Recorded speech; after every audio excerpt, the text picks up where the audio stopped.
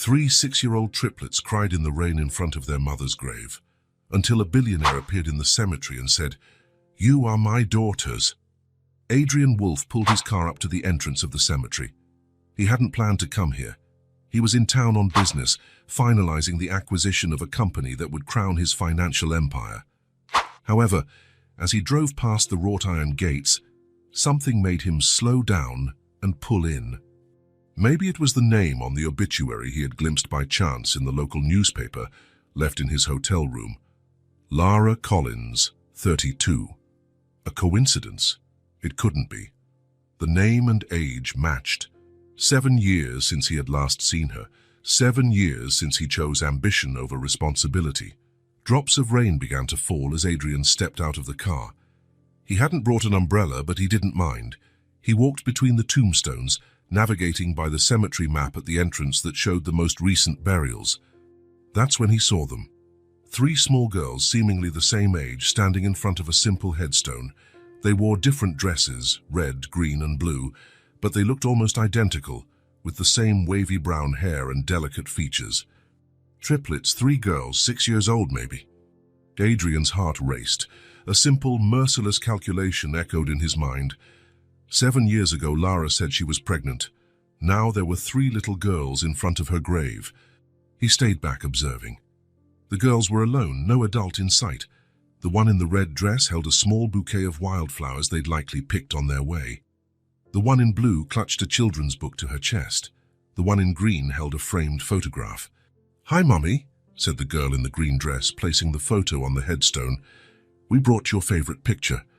"Grandma said you can see us from where you are," added the girl in blue, her soft voice almost lost in the sound of the increasing rain. "But we brought the book you read to us, just to be sure." The girl in red didn't speak.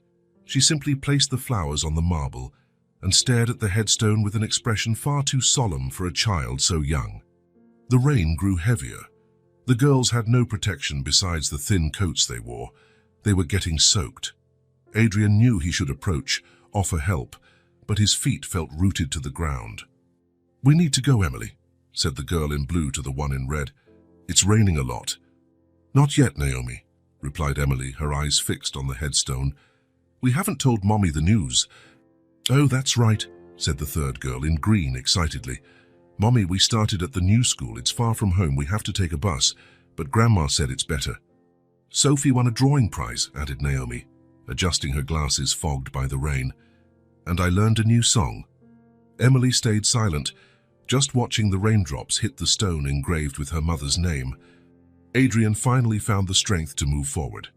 He couldn't leave them there in the rain alone. No matter how uncomfortable this moment was, no matter how many years he had spent running from responsibilities. "Hello," he said, stopping a few steps from the girls. All 3 turned simultaneously, surprised by the interruption. Up close, their resemblance was even more striking, but there were small differences. Emily had a firmer expression, brows furrowed in distrust. Sophie seemed more open, curious. Naomi was partially hidden behind her sisters, looking at him over her fogged glasses. Then Adrian saw something that made his heart stop for a moment. Their eyes. All 3 had his eyes. The same peculiar grey-blue shade he saw every morning in the mirror. "You shouldn't be here alone," he said, his voice rougher than he intended. "It's raining a lot. Where is your grandmother?" "Grandma is sick today," Sophie replied. "But we live nearby, so we came by ourselves." "We're not supposed to talk to strangers," said Emily, stepping forward as if to protect her sisters. "Let's go." She took her sister's hands, ready to leave. Something in her gaze, determination, courage, protectiveness, reminded Adrian so much of Lara that he felt as though he'd been punched. "Wait," he asked, I knew your mother." The girls paused. Emily let go of her sister's hands and turned to him. "How did you know her?" Adrian hesitated. What could he say, how to explain? The rain now fell mercilessly, soaking them all. "We were close a long time ago. Were you Mummy's friend?" asked Sophie, her eyes lighting up. "More than a friend," answered Adrian before he could think better of it. The rain ran down his face, disguising what might have been tears. The drops hit Lara's headstone, washing away the picture the girls had placed there. A photo of Lara smiling, older than Adrian remembered, with 3 babies in her arms. "What's happening? Who are you?" demanded Emily, her small body tense. Adrian looked at the 3 faces before him, faces that carried traces of Lara mixed with traces of his own. He took a deep breath, feeling the weight of this moment. "You are my daughters," he finally said, his voice choked with emotion. A heavy silence followed his words. Only the sound of rain falling, hitting the headstones, forming puddles on the ground. "No," said Emily, shaking her head. "Our father left before we were born. Mommy said he didn't want us." "It was a mistake," Adrian confessed. "The biggest mistake of my life." "If that were true, why didn't you ever look for us?" Emily's voice was firm, challenging, far beyond her few years. Adrian had no answer, or rather he had explanations, but none that could justify 7 years of absence. None that made sense in front of those accusing eyes that reflected his own. Sophie and Naomi looked from Emily to Adrian, confused, frightened, trying to process what was happening. A stranger, soaked by the rain, saying he was their father. The father they'd never known, who was rarely spoken of, a nearly mythical figure in their young lives. "Let's go," decided Emily, taking her sister's hands again. "Grandma must be worried." But Emily," began Sophie, looking at Adrian with curiosity. "Now, Sophie," Emily insisted, with an authority that didn't match her size. The 3 hurried away, exiting through the cemetery's side gate, 3 small, colorful figures running in the rain, leaving Adrian alone in front of Lara's grave. He stood there, motionless, water running down his face, soaking his expensive suit and his Italian leather shoes. None of that mattered now. For the first time in years, nothing he had achieved seemed to have any value. He knelt before the headstone, fingertips tracing the engraved name in the stone. Lara Collins, beloved mother and daughter. No mention of him. Why would there be? He had been nothing to her for the last 7 years, nothing to his daughters. His daughters. 3 girls who grew up fatherless, who now ran away from him in the rain. A memory struck him like lightning, clear and painful. 7 years ago. His small, simple apartment, so different from the luxury penthouse he lived in now. Lara sitting on the edge of the bed, looking at the pregnancy test in her hands. "I'm pregnant," she said simply. Adrian remembered the panic he felt. They were only 25 years old. He was starting his career, had just secured investment for his first company. He had plans, dreams, ambitions. "That can't be," was his first reaction. "You were on the pill." "I was sick last month, remember? The antibiotics must have interfered." He paced back and forth across the room, running his hands through his hair repeatedly. "I don't want this now, we're too young." The look on Lara's face when he said that. The disappointment, the hurt, and then a resolve he had never seen before.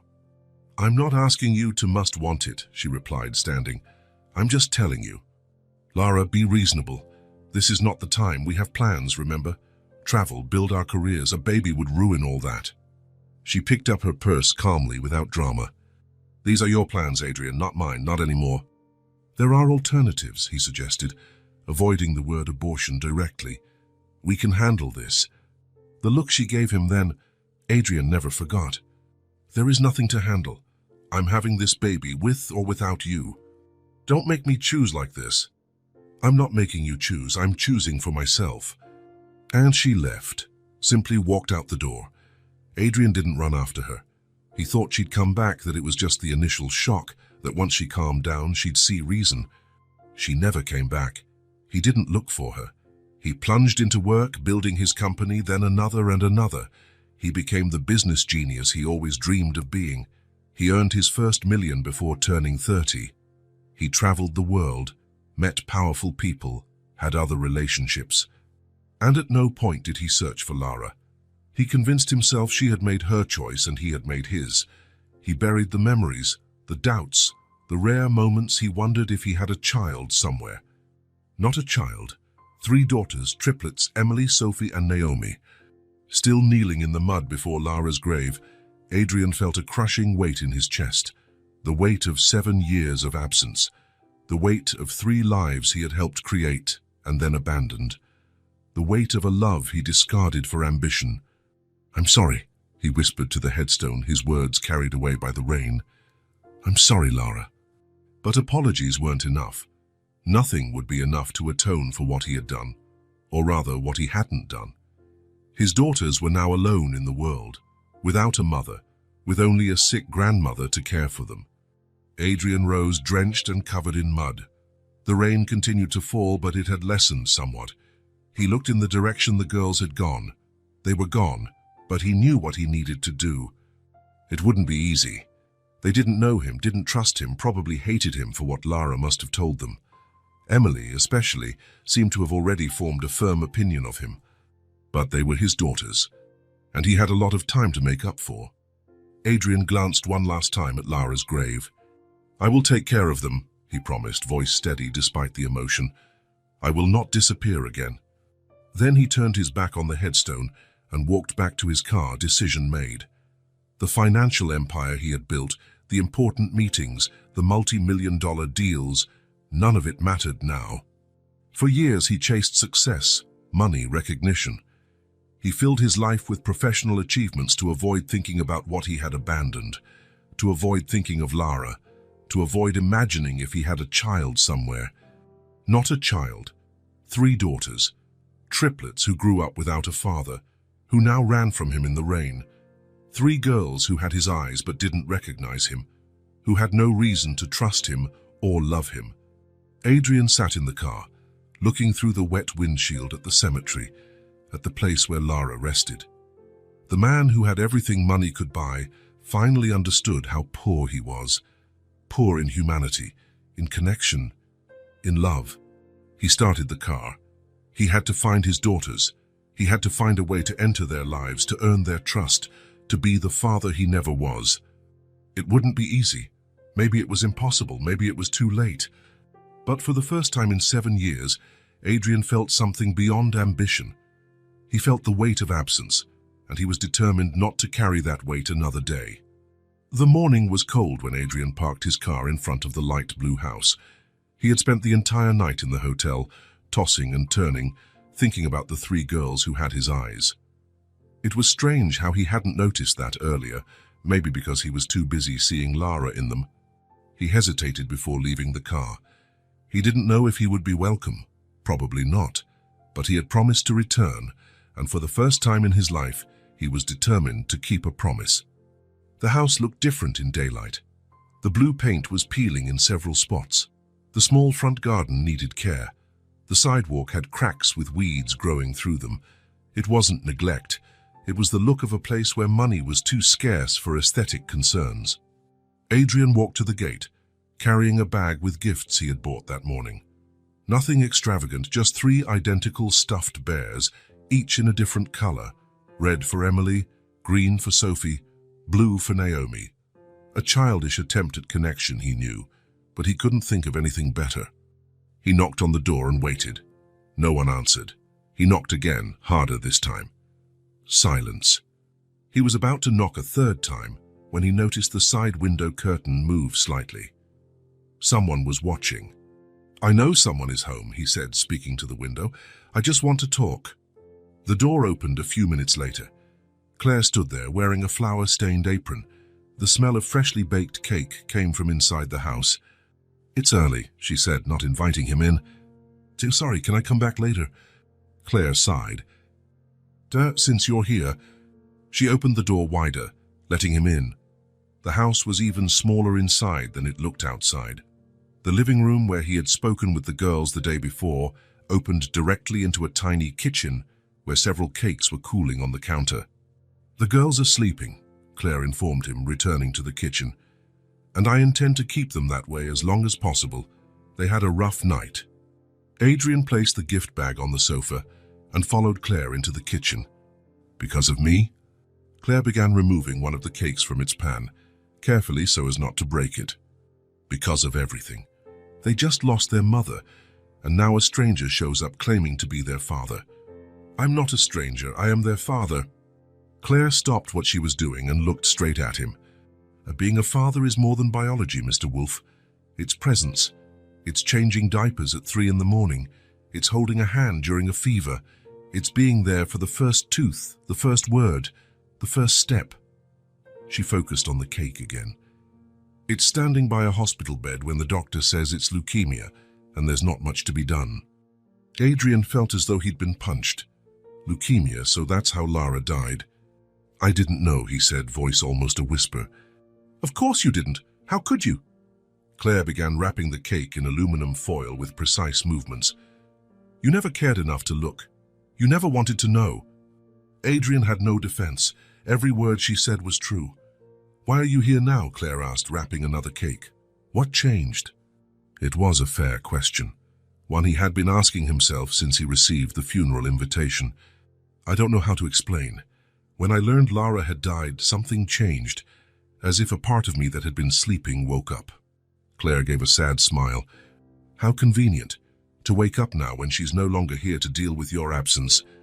I know it seems that way, but I want to try to make things right. I want to meet my daughters. So, and what if they don't want to meet you? The question hung between them. Adrian had no ready answer. Then I'll respect their decision, but I want to at least give them that choice. Claire finished wrapping the last cake and sighed. It's not that simple. They're 6 years old. They don't really understand what it means to have a father show up after so long. Then help me understand how I can do this the right way. Claire studied his face for a long moment, as if searching his eyes. Why should I believe you're really interested? That you won't just disappear when you realize raising children is hard and expensive. Adrian held her gaze. Because I've changed. Because I don't want to be the man who abandoned Lara ever again. Words are easy. Then let me prove it with actions. Claire crossed her arms. How do you intend to do that? Adrian took a deep breath. I would like to help financially to start. I know it won't buy back lost time, but it could make your life a bit easier. Claire looked away, her pride wrestling with practical needs. We don't need charity. It's not charity. It's responsibility. Responsibility I should have taken on 7 years ago. She fell silent for a moment, then pointed to the cakes on the table. I sell these cakes to supplement my retirement. It's not much, but it helps. Or it used to when Lara was still here to take care of the girls while I made deliveries. Adrian looked at the cakes. There were at least 10 of them, small and simple.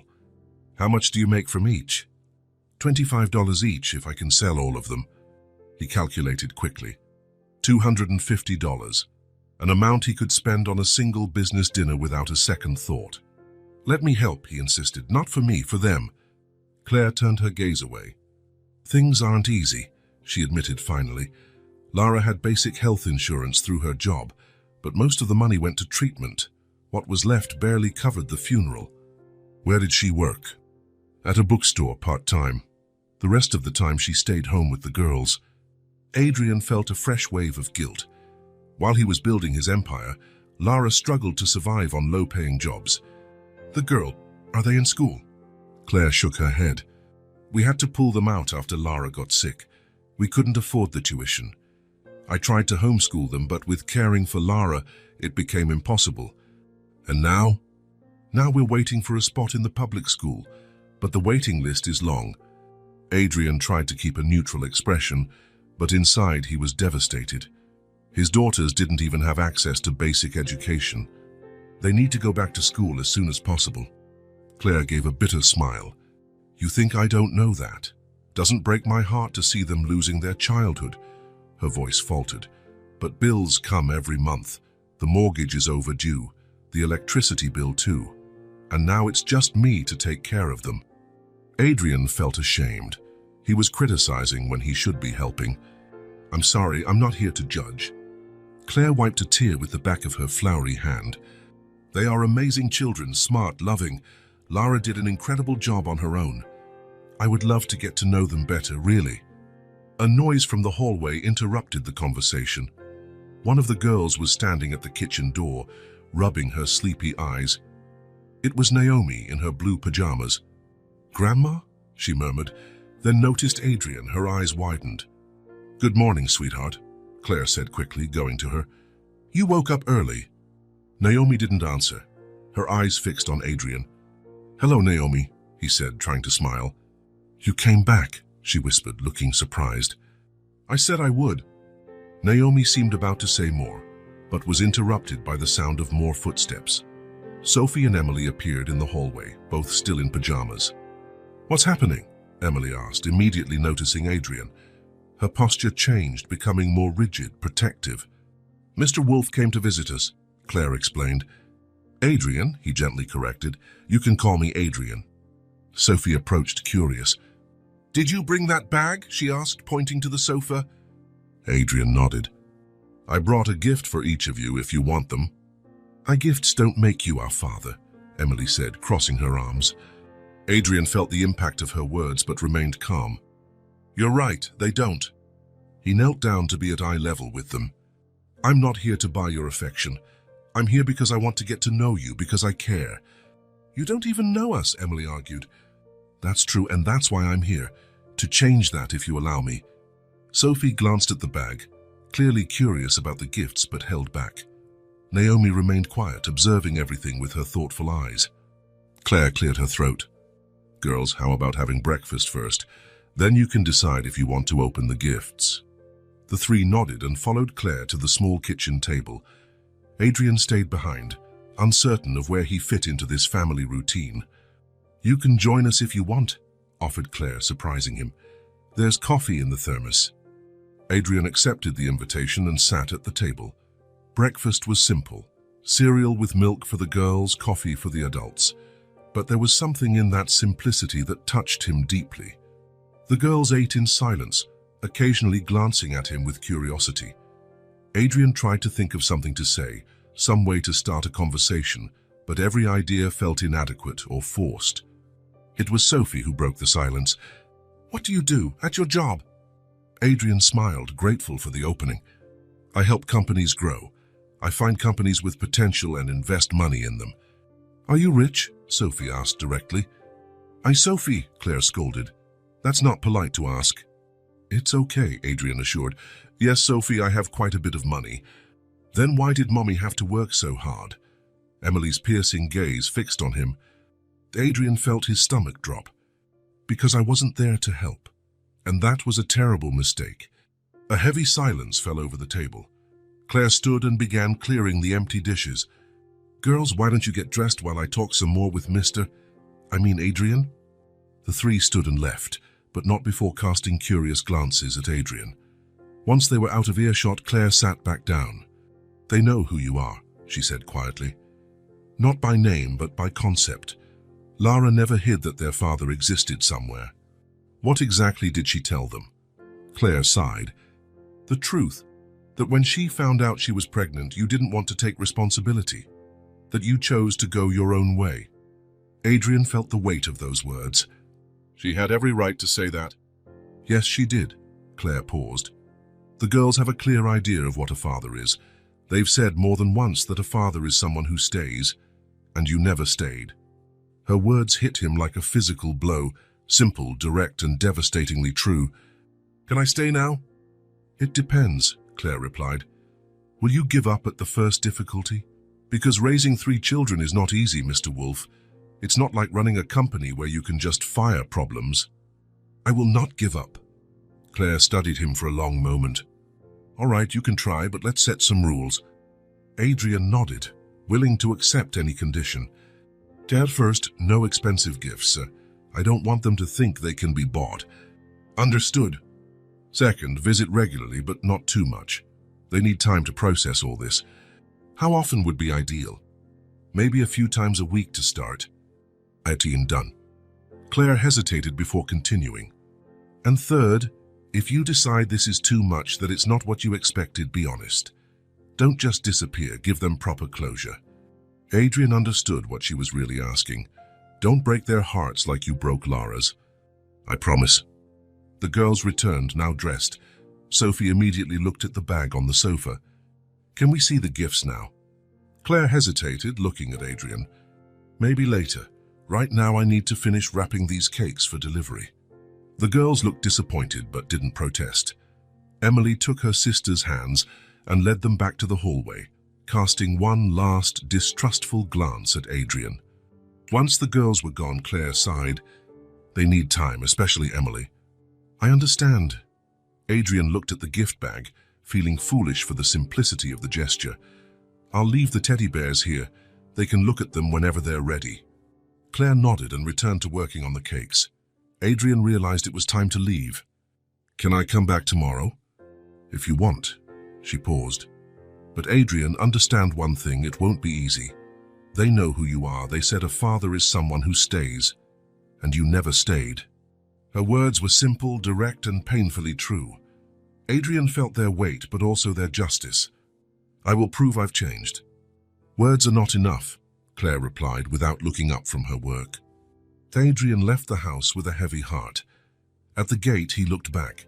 Through the window, he saw 3 small faces watching him. When they realized he had noticed, they quickly hid behind the curtain. The next day, Adrian returned, but this time he didn't knock on the door.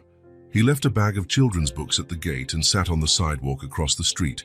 He stayed there for an hour, just watching the house. On the 3rd day, he brought colored notebooks and crayons. Again, he left them at the door and sat at a distance. He noticed the curtain moved occasionally. They were watching him.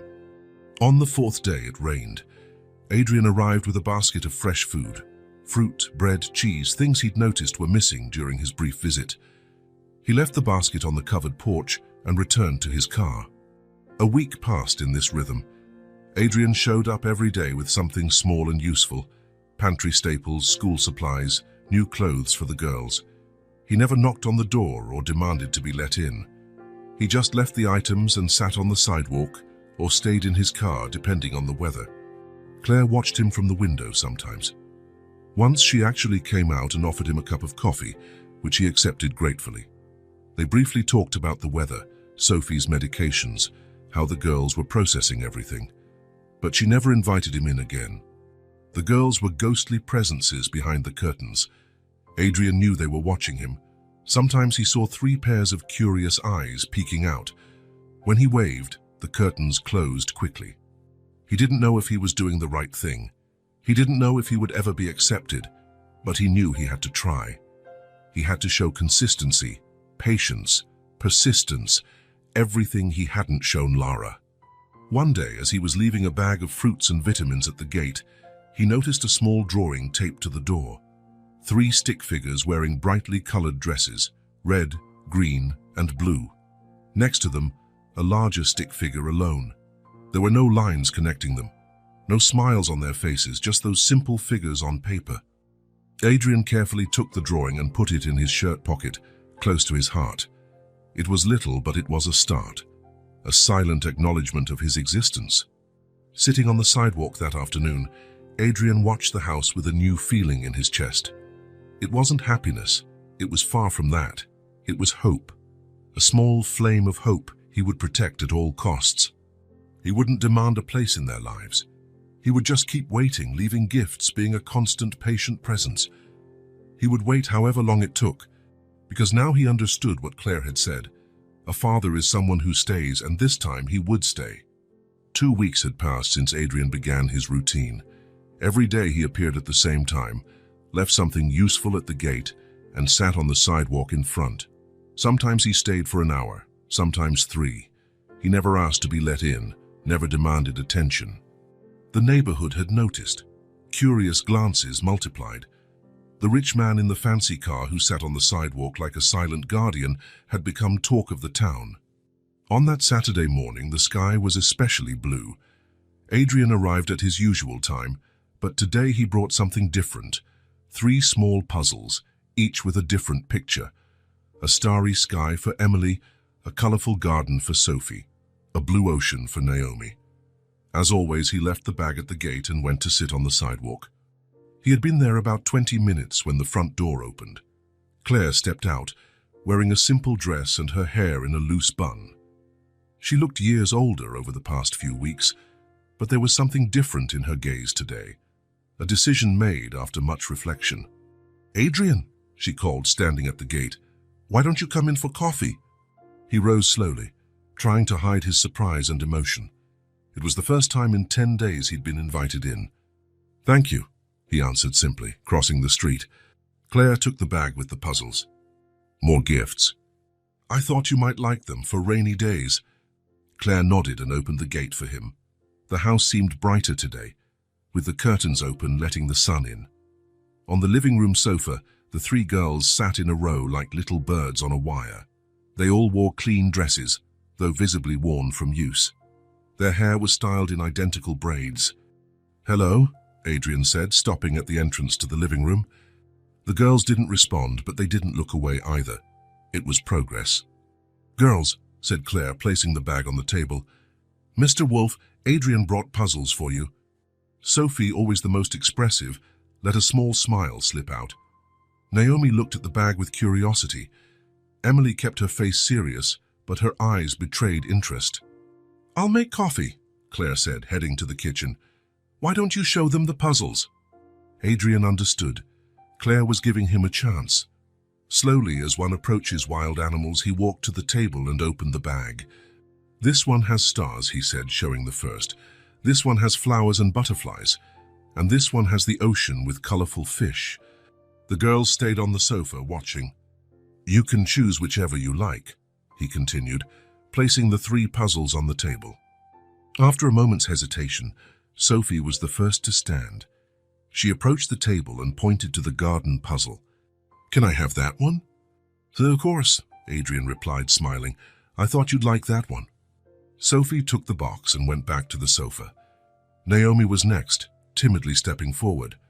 "I want the ocean one," she said, her voice barely a whisper. "It's yours." Emily stayed on the sofa, but her eyes were fixed on the star puzzle.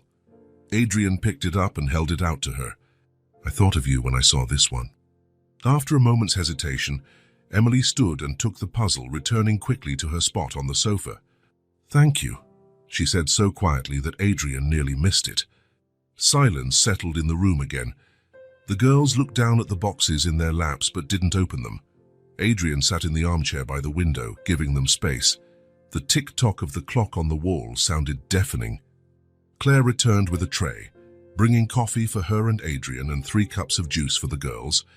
"Why don't you open the puzzles on the dining table?" she suggested. "There's more room there." The 3 nodded and took their gifts to the table. Adrian and Claire stayed in the living room, watching them from a distance as they sipped coffee. "They talked about you last night," Claire said quietly.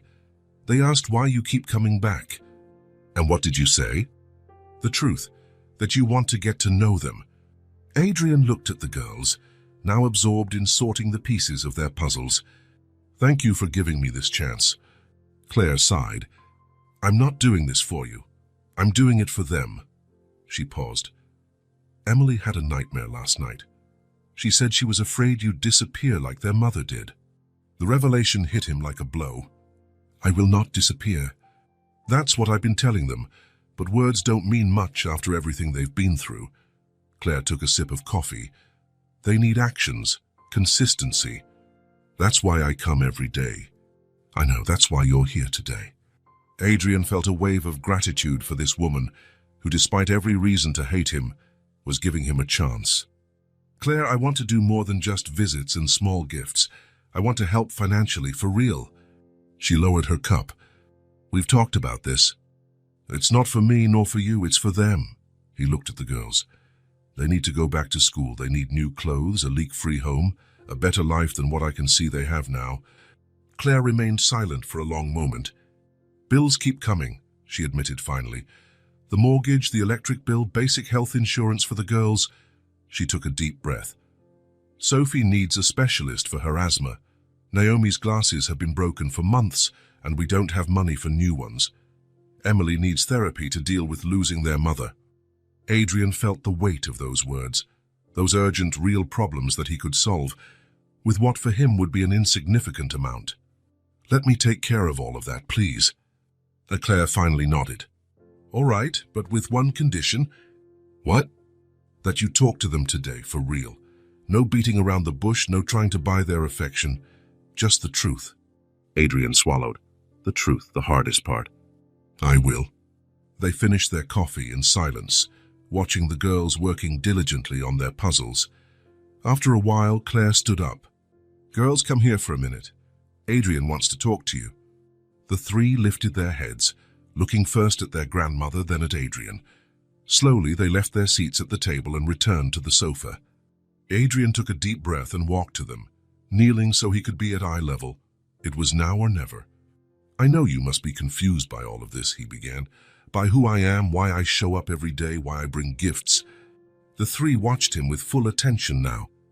The truth is that he felt his throat tighten but forced himself to continue. I know I made a mistake, a big mistake when I didn't stay with your mother, when I didn't help raise you. Emily crossed her arms, a defensive posture that Adrian had learned to recognize. Why didn't you stay?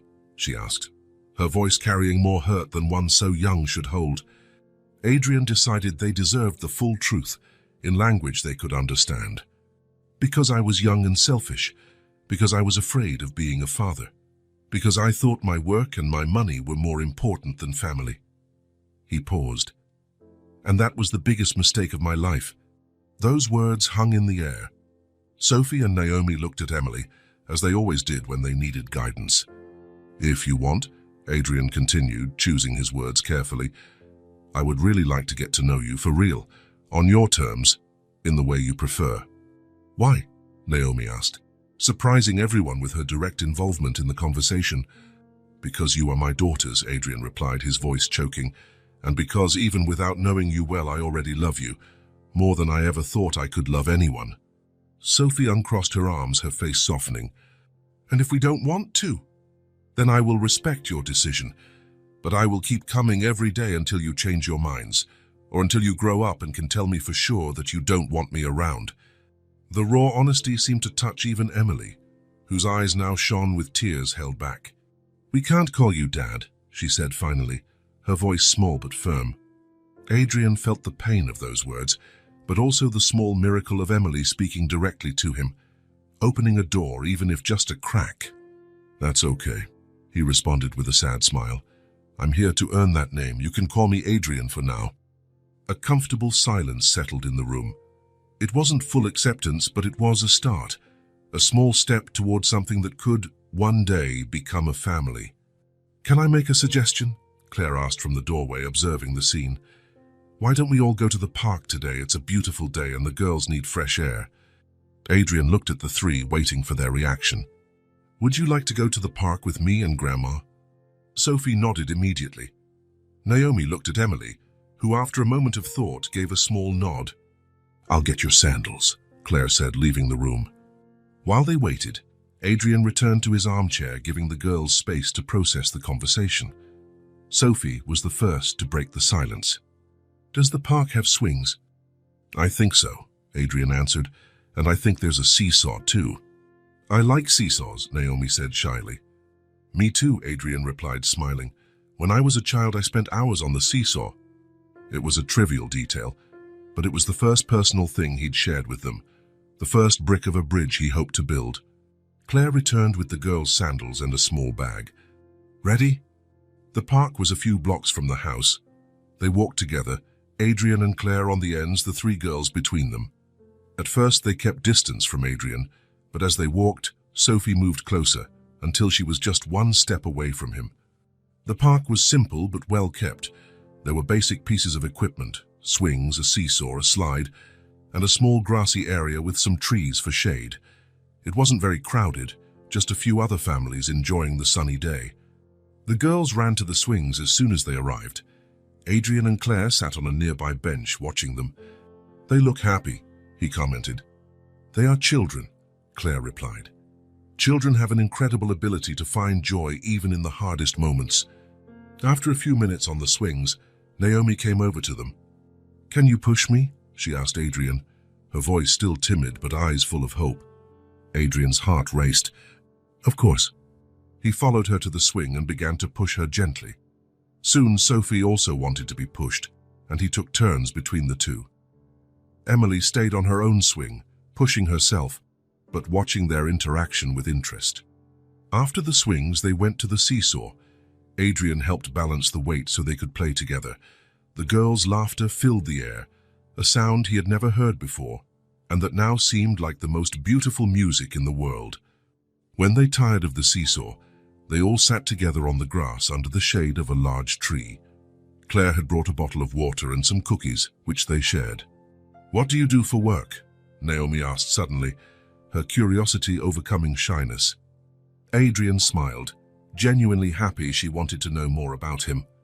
I buy companies. I help people improve their businesses, he replied, keeping the explanation simple without boasting. Then he added sincerely, but now my most important job is learning to be a father. The girls seemed to reflect on that. It was a strange concept for them, an adult wanting to learn something so fundamental. How do you learn to be a father? Sophie asked, tilting her head curiously.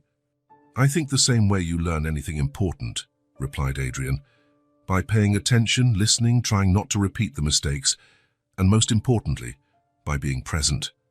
He looked at each of them, wanting them to understand how committed he was. And you, what do you like? He asked, turning the conversation to them. What makes you happy? I like to draw, Sophie replied promptly, her eyes shining. I like to use all the colors. She's very good, Claire added proudly. Her drawings are all over the fridge. I'd love to see them, said Adrian sincerely. I like to sing, said Naomi, her soft voice matching her nature. Mommy said I had a bird's voice. I'm sure it's beautiful, said Adrian, feeling his heart tighten thinking of Lara praising her daughter. Everyone looked at Emily, who hadn't spoken yet. She played with a fallen leaf, twirling it between her fingers. And you, Emily? Adrian asked gently. What do you like? She raised her eyes, studying him for a moment.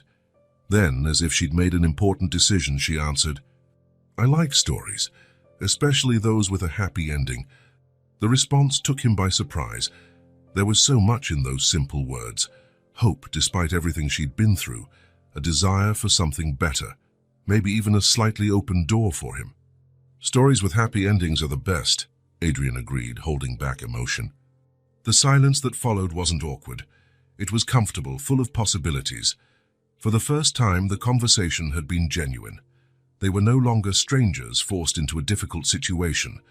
They were people beginning to get to know each other, forming bonds. Grandma makes the best chocolate cake in the world, Sophie said suddenly, changing the subject entirely as only children can. Really? Adrian responded, joining the conversation enthusiastically. Yes, confirmed Naomi, with dripping frosting. Now I want to try it, said Adrian, smiling at Claire. Maybe one of these days, she replied. And there was something in her voice suggesting that day might not be far off. They stayed in the park for another hour. The girls played on the slide, ran on the grass, chased butterflies. Adrian and Claire talked about practical things, the school the girls would attend, the doctors they needed to visit, plans for the immediate future. As evening approached, they gathered to go home. On the way back, something happened that Adrian didn't expect. Sophie reached out her small hand and held his. It was a simple, instinctive gesture, the kind children do without much thought. But to Adrian, it felt as though the entire world had stopped. Naomi, seeing her sister, did the same on the other side. Emily kept her distance, but she no longer seemed so hostile. They walked like that back to the house, a small family forming. It wasn't perfect, far from it. There was much to rebuild, much to learn, much to forgive. But it was a beginning. And for someone who had almost lost everything, a beginning was more than enough. A month had passed since that first park outing. The routine was now different. Adrian came every day after work, had dinner with them, helped bathe the girls, read bedtime stories. On weekends, he took them out, to the zoo, the movies, small fairs in the town square. The changes in the house were visible. The roof no longer leaked. The refrigerator was always full. The bills were paid on time. The girls had returned to school, wearing new uniforms and carrying colorful backpacks. Sophie got proper treatment for her asthma. Naomi wore new glasses with blue frames that matched her favorite dresses. Emily had started therapy twice a week. It was a Thursday night. The girls were already asleep. Adrian and Claire sat in the living room having tea. There was a calm between them now, a silent understanding. You've been good to them, Claire said, breaking the silence. Adrian smiled softly. They've been good to me. Emily said you're not as bad as she thought. Adrian chuckled quietly. Coming from her, that's practically a declaration of love. Claire smiled, but there was something in her eyes, an important decision to share. There's something I want to show you, she said, standing up. Wait here. Adrian nodded, curious. Claire left the room and returned a few minutes later, carrying a worn shoebox and a yellowed envelope. She sat next to him on the sofa. After Lara found out about the illness, she organized a few things. For the girls, for me. Claire opened the box. And somehow for you too. Adrian looked at the box, feeling a knot form in his throat. Claire took out a photo album from inside, simple, with a blue synthetic leather cover. She made this so the girls wouldn't forget her, but I thought you should see it too. With slightly trembling hands, Adrian took the album. He opened it to the first page. It was a photo of Lara sitting on a hospital bed, smiling tiredly with 3 small bundles in her arms. Below, a date and a simple note. The day we became 4. He turned the page. Lara breastfeeding the babies, Lara changing diapers, Lara asleep in a chair with Emily on her lap. Each image showed a young woman exhausted but radiant. Adrian ran his fingers over the photographs as if he could touch those moments. That life that had happened without him. The following pages showed the girls growing up. First teeth, first steps, first day at daycare. Simple birthdays with homemade cakes and few presents but many smiles. In every photo, Lara looked a bit more tired, a bit thinner, but her smile for her daughters never faded. Adrian could see the overflowing love in her eyes, the same look he now saw in triplicate every day. She worked 2 jobs when they were babies, Claire commented as he flipped through the album. Mornings at the bookstore, nights cleaning offices. I stayed with the girls while she worked. Adrian couldn't speak. The guilt, the shame, the admiration for that woman who raised his daughters alone, it all overwhelmed him. She never complained, Claire continued. Not once. She said every second of exhaustion was worth it when she came home and they ran to hug her. Adrian came to a photo that made him stop. Lara in a hospital bed, visibly sick, with the 3 girls by her side. Even there, weak and debilitated, she smiled at them. The date showed it was taken just 2 months before her death. When she knew she didn't have much time, Claire's voice broke. Her only concern was what would happen to the girls. She didn't have enough life insurance, no savings. She only had me, an old woman with a small pension. Adrian closed the album, unable to see more. His vision blurred by tears he refused to shed. "I'm so sorry," he whispered. "If I had known." "But you didn't," Claire interrupted without resentment, just stating a fact. "Because you chose not to know." She took the envelope and handed it to Adrian. "She wrote this a week before she died. She asked me to keep it, said that maybe one day you'd show up." Adrian took the envelope with trembling hands. His name was written on the front, in the delicate handwriting he still remembered. He opened it carefully, as if handling something precious and fragile. Inside was a single sheet of paper with a few lines. "Adrian, if you are reading this, it means you have finally met our daughters. Yes, ours. Because despite everything, they have your blood, your eyes, and sometimes, when Emily furrows her brow in concentration, I see you in her.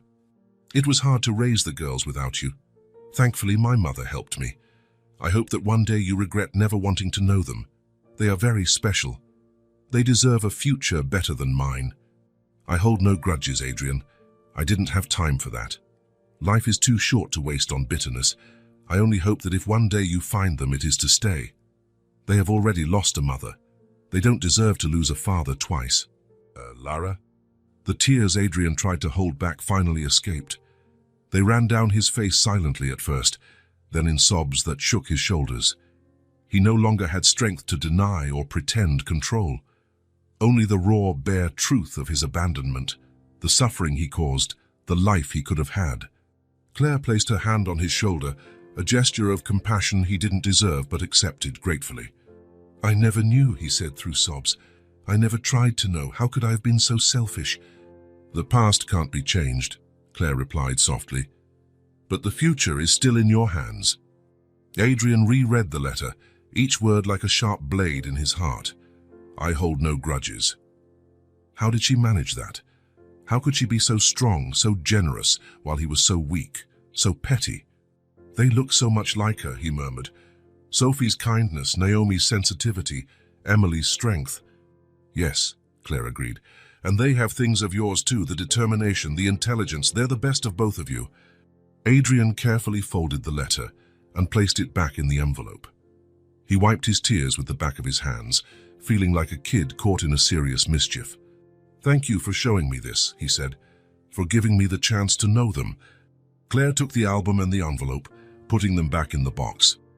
"I didn't do it for you," she said without hostility. "I did it for them and for Lara because I know that despite everything, she would want you to meet them." Adrian nodded, understanding. The pain in his chest was almost physical, but there was something else now, a resolve, a clear purpose. "I will take care of them," he promised. "I will do everything in my power to give them the future Lara wanted." "I know," Claire replied simply. Adrian stood, still shaken. He needed air, space to process all he had discovered, all he had felt. "I need to go," he said, "but I'll come back tomorrow. They will be waiting for you." At the door, Adrian stopped and looked at Claire. "I can never make up for the years I lost. I can never thank Lara for what she did." "I know," Claire agreed, "but you can honor her sacrifice by being the father they deserve now." Adrian walked out into the cool night, Lara's letter etched in his memory, the images from the album burning in his mind. No more denial was possible, only the painful, freeing truth.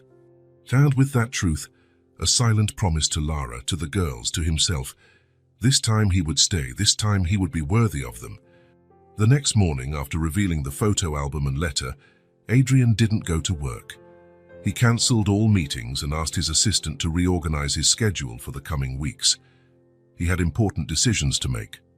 Sitting in his hotel apartment, he stared out the window at the small town he never imagined returning to, let alone thinking of staying. His phone rang insistently, investors, business partners, all wanting his attention. For the first time in years, those calls seemed irrelevant. Lara's words wouldn't leave his mind. "They deserve a future better than mine." How could he provide that? It wasn't just about money. He had plenty of that. It was about presence, consistency, true commitment. That afternoon, he drove to Claire's house. The girls were still at school. It was the perfect moment for the conversation he needed to have. Claire was in the kitchen when he arrived, preparing another batch of cakes to sell. The sweet smell filled the air, but Adrian noticed her fatigue, deep lines under her eyes, small burn marks on her hands from the oven, the slump in her posture from carrying too much on her shoulders. "Adrian?" Claire seemed surprised to see him so early. "The girls don't come back until 3. I actually came to talk to you." Claire wiped her hands on her apron and gestured toward the kitchen table. "Is something wrong?" Adrian sat down, choosing his words carefully. "I spent the night thinking. About Lara's letter, about the girls, about you." Claire waited patiently. "I've seen how hard it is for you," he continued. "The bills, the house, caring for the girls, the cakes." He gestured to the kitchen. "It's too much for one person." "We're managing," Claire replied, with the pride of someone who's always solved everything alone. "I know, and I admire your strength, but it doesn't have to be like this anymore." Adrian took a deep breath. "I want to propose something permanent, not just occasional financial help." Claire crossed her arms, skeptical. "What kind of proposal?" "You don't need to sell cakes anymore. I want to take care of you with respect and consistency." Claire uncrossed her arms slowly. "Why?" "Because it's the least I can do after so many years away. Because I want to make up in some way for what Lara and you sacrificed." "And how long will this arrangement last?" Her question was direct, no beating around the bush. "Until you get tired, until a better opportunity comes along somewhere else." Adrian understood the fear behind her words, the fear that he would disappear again, leaving an even bigger void than before. "I will stay, Claire, for as long as necessary, forever if you'll have me." She studied him as if trying to read his soul. "The girls are getting attached to you. Sophie already asks about you when she wakes up. Naomi draws you in her schoolwork. Even Emily." She hesitated. "Even Emily smiles when she hears your car pull up." The revelation made Adrian's heart tighten. He hadn't realized how much he was already intertwined in their lives. "If you leave now," Claire continued, her voice firm, "you will break something in them that might never heal." "I won't leave." Words are easy, Adrian. Lara heard them too. The blow was sharp but fair. "I know." Adrian held her gaze. "But I'm not that immature, selfish guy anymore. I've discovered there are things more important than money or success. Claire didn't answer immediately. She got up and went to the window, looking at the neglected garden. This house holds many memories, she said as if thinking aloud. Good and bad. Lara grew up here. The girls were born here. We can find a new place, Adrian suggested.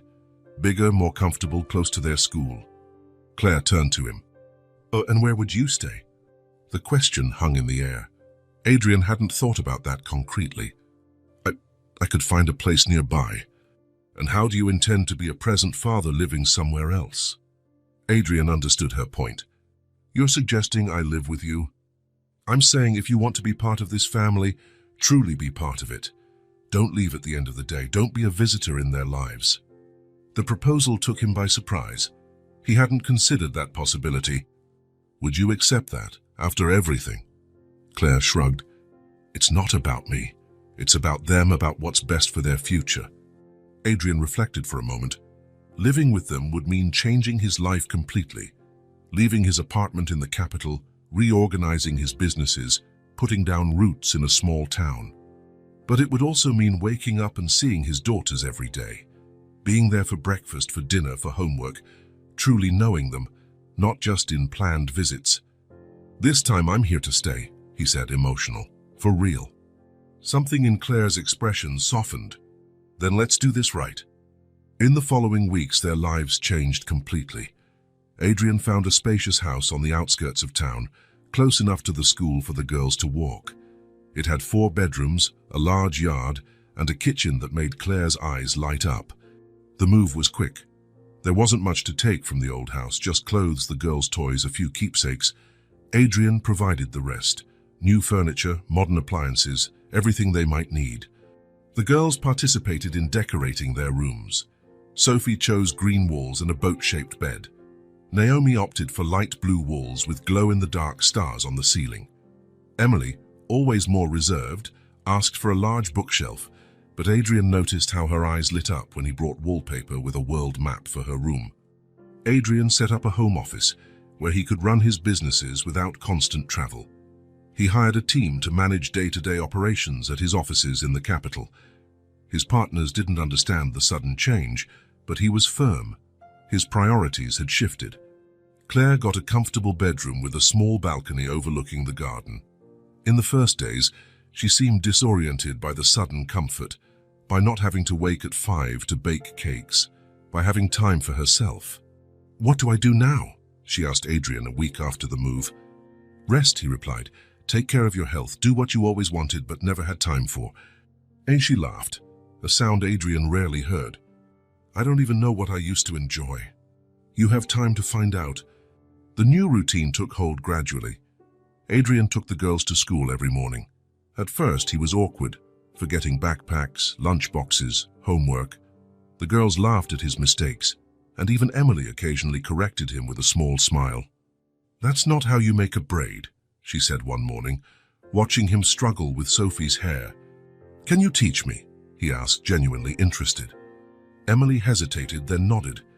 With surprising patience for a 6-year-old, she showed him how to weave the strands. Adrian watched carefully, aware it was more than a lesson on braiding. It was a moment of connection, a small trust being built. In the afternoons, Adrian learned to make snacks. At first, they were just simple sandwiches, but soon he was experimenting with recipes he found online, especially for Sophie, who was more particular about food. That tastes like real strawberry, she exclaimed one day, biting into a muffin he had baked. Because it has real strawberry, he replied, proud of his small culinary victory. At night, they established a bedtime reading routine. Each girl chose a book and they took turns reading in their rooms. Adrian discovered that Naomi liked animal stories, Sophie preferred action-packed adventures, and Emily, true to her thoughtful nature, enjoyed more complex tales with hidden lessons. It was during one of these bedtime reading sessions that Emily asked a question that took him by surprise. Are you going to live here forever? Adrian closed the book he was reading and looked into her eyes. Yes, Emily, I will live here forever. Promise? There was so much vulnerability in that one word that Adrian felt a lump in his throat. I promise, this is my home now. You are my home. Emily studied his face for a moment, as if looking for signs of a lie. Then she nodded slightly and settled back to listen to the rest of the story. Claire changed too. With the financial burden lifted from her shoulders, with Adrian's daily help, she began to relax. The worry lines on her face softened. She resumed knitting, a hobby she had abandoned years ago. She joined a book club at the local library. Occasionally she baked cakes, not out of necessity but for pleasure. "You look younger," Adrian commented one day as they had coffee after the girls went to bed. Claire smiled. "I feel younger, or at least less tired." "I'm glad. You changed our lives, Adrian." He shook his head. "You changed mine. Before I just existed. Now I truly live." The transformation in the girls' lives was even more profound. With financial stability, they returned to school regularly. Sophie, who used to miss classes due to asthma, now had proper medical care. Naomi, who had always been shy, began taking singing lessons and gradually came out of her shell.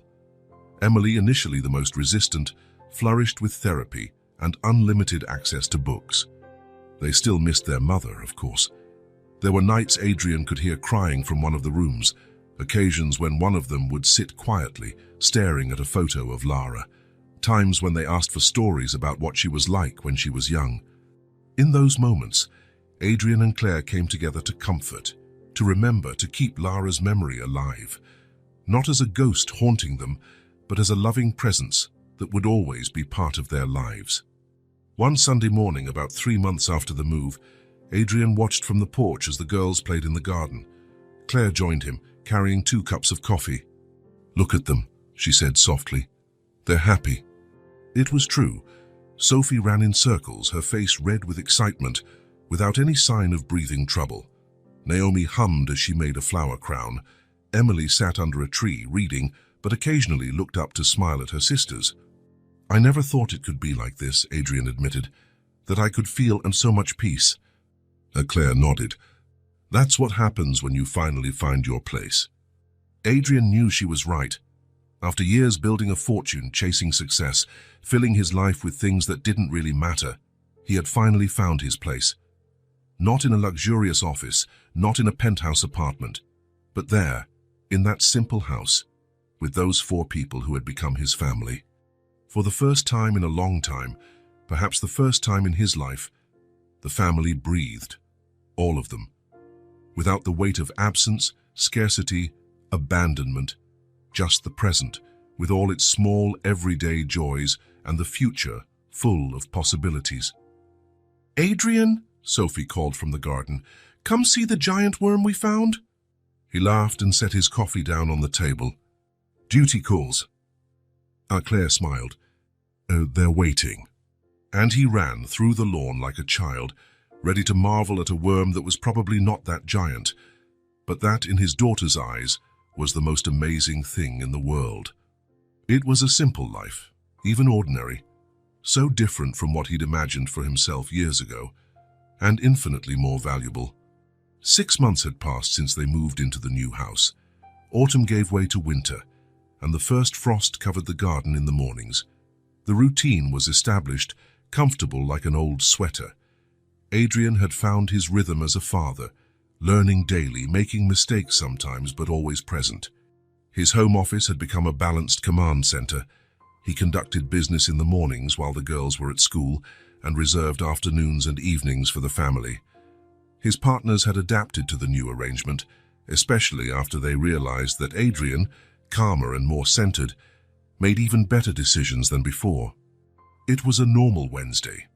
Adrian had just finished a video conference with investors when he heard the front door open and the familiar sound of backpacks hitting the floor and giggles filling the hallway. Claire had picked the girls up from school. "Do we have hot chocolate?" Sophie's enthusiastic voice reached him as he walked toward the kitchen. "Yes, I'll make some," Claire replied. "But first take off your coats and get ready for homework. We have work to do today." A chorus of dramatic sighs followed the request, making Adrian smile. He closed his laptop and entered the kitchen, where the girls were now seated at the table. "How was school?" he asked, kissing the top of each of their heads. "We learned about dinosaurs," Sophie exclaimed, her green eyes shining with excitement. The teacher said some had feathers. We had a math test, said Naomi quietly, adjusting her blue glasses. I think I did well. I'm sure you did, Adrian replied with a smile. Naomi had a natural knack for numbers that constantly amazed him. Emily, as always, was more reserved. I checked out a book from the big kids section, she said with a small smile of pride. The librarian said I read really well for my age. That's wonderful, Emily. Adrian sat at the table while Claire served hot chocolate for everyone. Which book did you pick? Emily pulled out a worn copy of The Secret Garden from her backpack. She said it's about a girl who discovers a hidden garden and makes friends. That's one of my favorite books, Claire commented, sitting with her own cup. Lara loved it when she was little. Mentioning Lara no longer brought that heavy silence it once did. Now it felt like a gentle presence they could share with fondness. Mom read me stories every night, Naomi said, looking distant for a moment, even when she was tired. Adrian felt the familiar tightening in his chest that always came when the girls shared memories of Lara. It was a mixture of gratitude for how devoted she was as a mother and sadness for the time he missed, the memories he would never have.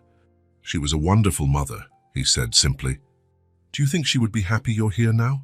Sophie asked suddenly, with the candid directness only children have. The question caught Adrian off guard.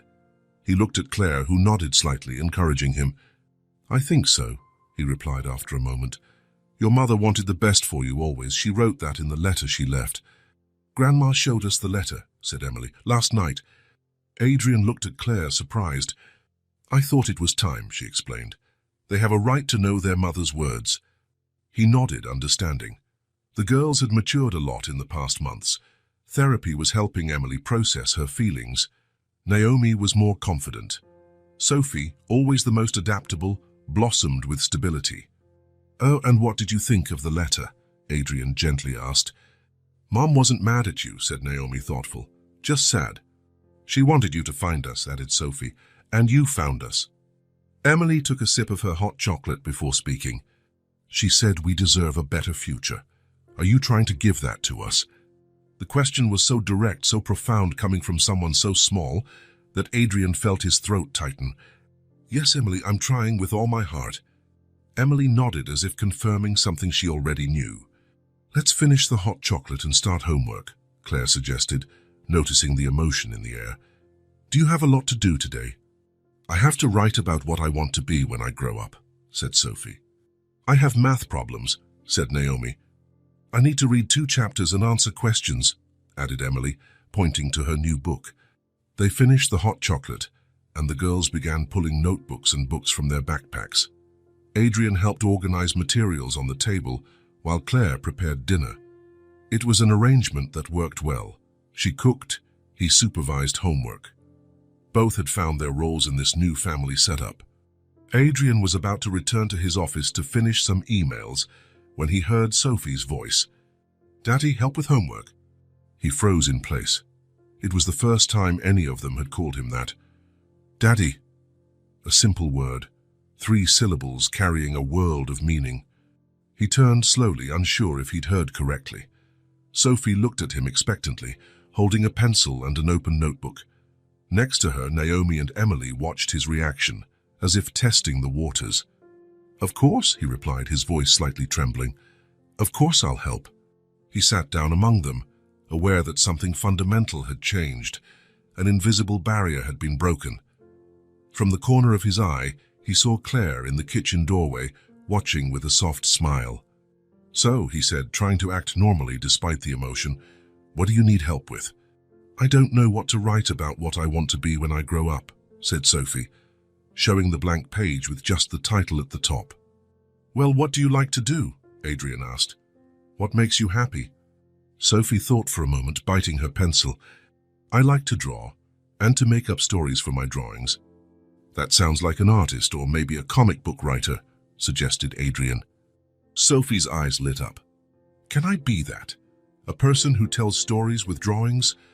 Of course you can. You can be whatever you want to be. As Sophie began writing enthusiastically, Adrian turned to Naomi. And you, math, right? Naomi nodded, showing him a notebook with addition and subtraction problems. Some are hard. Let's look at them together.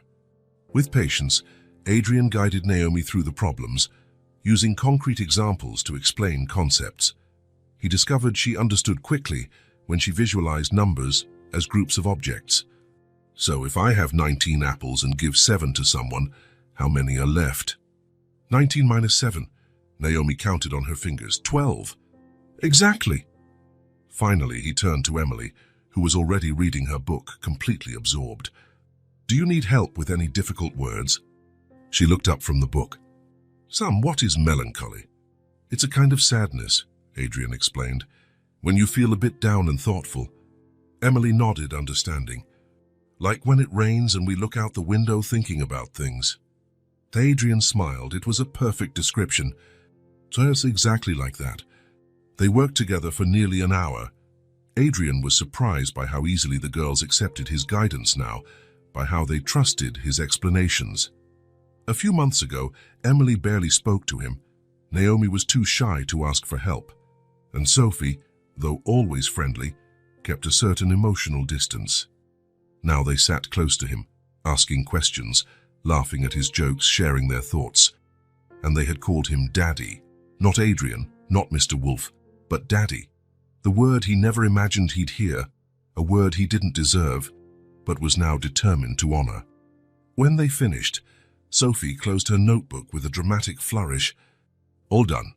I'm going to be a comic book artist and draw adventures about 3 sisters with superpowers. I can't wait to read it, Adrian said, smiling. Suddenly, Sophie leaned in and hugged him, her little arms wrapping around his neck. Thank you, Daddy, for helping us. Adrian felt the warmth of that small body against his, the pure trust of that embrace, and something inside him, something hard and cold he had carried for years, began to melt. Naomi moved closer too, resting her head on his shoulder. It was good that you came into our lives, she said, her voice soft as always but full of sincerity. Emily didn't move from her spot, but she met Adrian's eyes and nodded slightly. It really was, she agreed with that seriousness that characterized her. It used to be harder. Adrian tried to respond, to thank them, to say how much they meant to him, how they had transformed his empty life into something full of purpose and love. But words didn't come. His throat was tight with emotion. His eyes burned with tears he fought to hold back.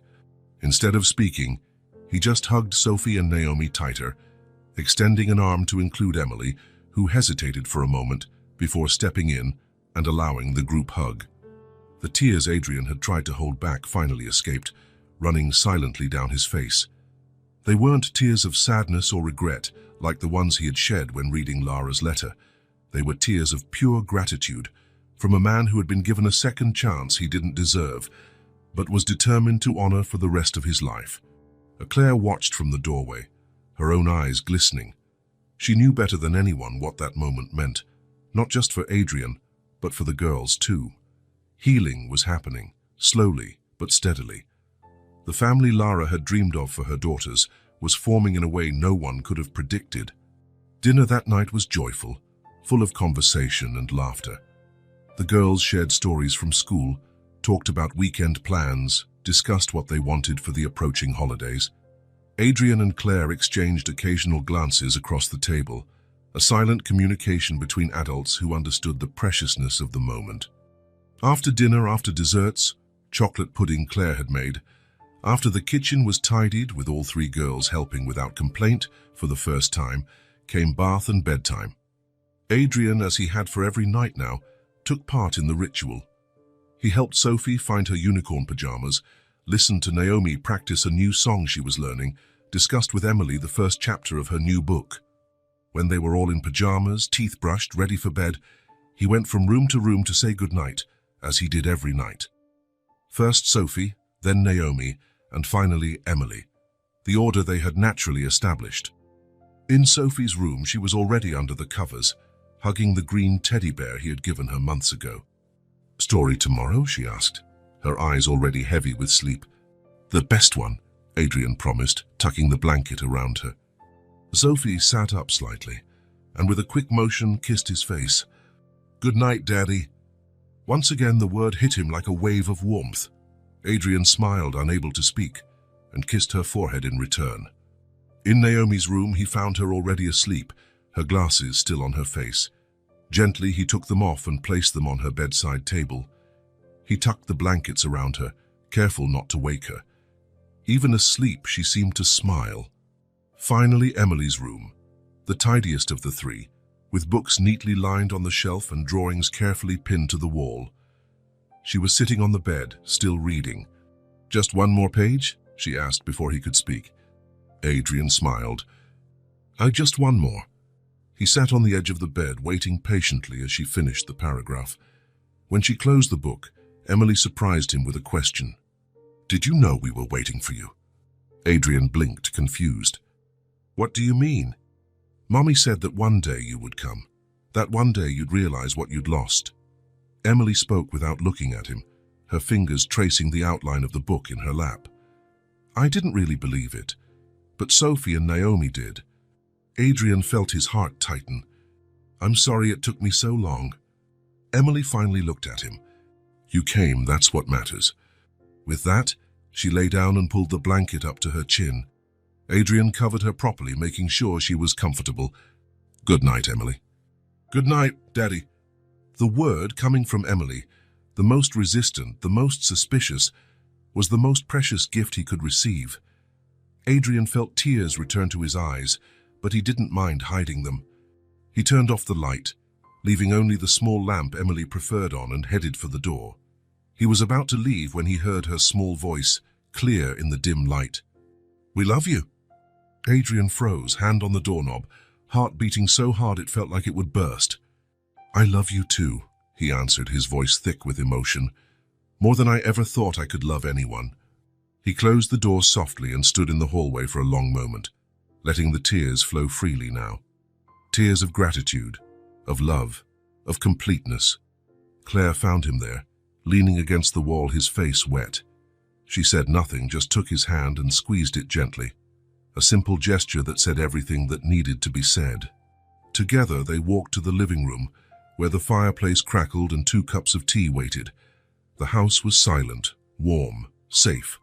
A home, in the truest sense of the word. Spring arrived in full force. The garden of the new house exploded in color. Tulips, daffodils, fragrant lilacs. The trees Adrian had planted with the girls in autumn began showing their first leaves. It was a perfect Saturday in April. Claire sat in the garden, a book open in her lap, reading glasses perched on her nose. She watched Adrian washing the car in the driveway. A common, everyday scene, and yet, for all of them, extraordinary. A year had passed since that encounter in the cemetery. A year of transformations, challenges, learnings. A year of healing. Claire had changed. She no longer sold cakes out of necessity. She now had friends, a book club, time for herself. The deep lines under her eyes had faded. She smiled more. Adrian was a different man, too. He still ran his businesses, but now from home with completely different priorities. He had learned to braid hair, to make snacks, to listen to children's stories without rushing. He discovered there was more satisfaction in a drawing stuck on the fridge than in any $1,000,000 contract. The girls would return soon from their art class. They insisted they could make the walk on their own. "We're big now, Daddy." And the school was only 3 blocks away. Still, Adrian couldn't help feeling anxious until he saw them turn the corner. His thoughts were interrupted by excited voices. The girls appeared, carrying their sketchbooks, chatting and laughing with each other. When they saw him, their faces lit up. "How's Daddy?" 3 voices in unison, 3 pairs of legs running toward him. Adrian barely had time to drop the drying cloth before they collided into him in a collective hug. "Easy there," he laughed, staggering.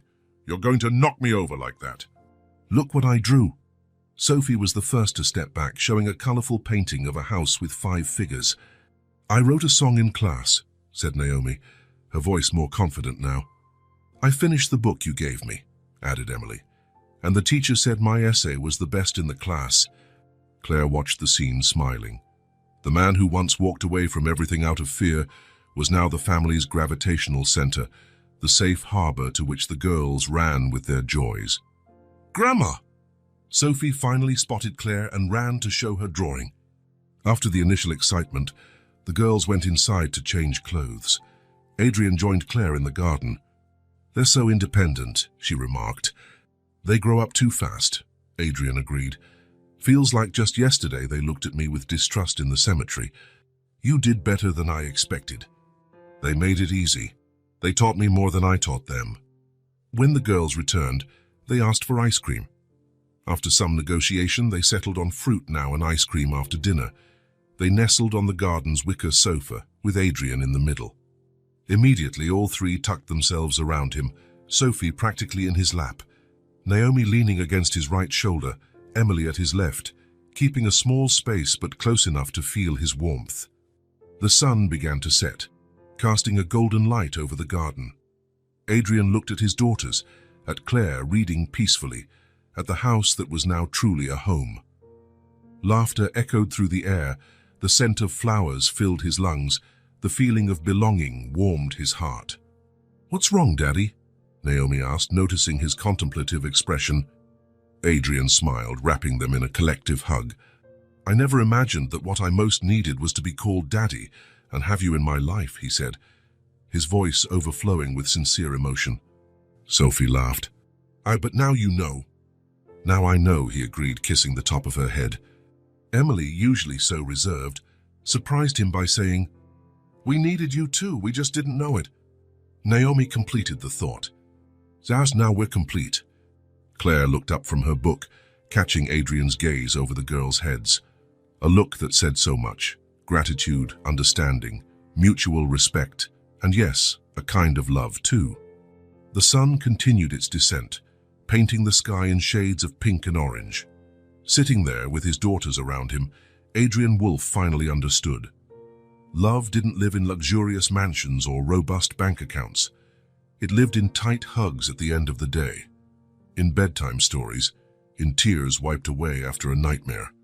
Love lived there, in that house, in that garden, in those voices that called his name with joy. And that, he discovered, was everything he had ever needed. If this story touched your heart, subscribe to the channel and turn on notifications so you don't miss the next ones.